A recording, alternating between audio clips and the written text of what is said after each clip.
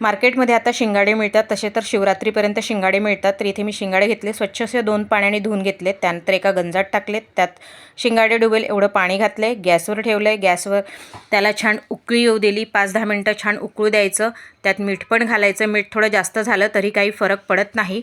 तर छान उकळू दिले 10 मिनटं, त्यानंतर आपल्याला चेक करायचं शिंगाडे शिजलेत की नाही। तर एक झाऱ्याच्या साह्याने एक शिंगाडा काढून बघायचा आणि त्याला चाकू रोवून बघायचा। पहिल्यांदा जात नाही, कारण की त्याची साल थोडी कडक असते, नंतर अलगद सहजरित्या जाते। त्यानंतर पाण्यात, त्याच गरम पाण्यात 5 मिनटं राहू द्यायचं। 5 मिनटं राहिल्यानंतर थोडं पाणी कोमट झालं की शिंगाडे काढून घ्यायचे, स्वच्छ अजून 2 पाण्याने धुवून घ्यायचे आणि त्यानंतर गार झाल्यावर असे कापून घ्यायचे, अगदी मधोमध असे। तर बघा, अशा पद्धतीने कापून घ्यायचे। त्याचबरोबर माझ्या चॅनलवर वेगवेगळ्या रेसिपीज आहेत आणि नक्की व्हिजिट करा माझ्या चॅनलवर आणि तुम्हाला कुठली रेसिपी आवडली ते मला नक्की कळवा। अशा प्रकारे मी सर्व शिंगाडे सोलून घेतलेत। तर भेटूया पुढच्या रेसिपीत, तोपर्यंत बाय।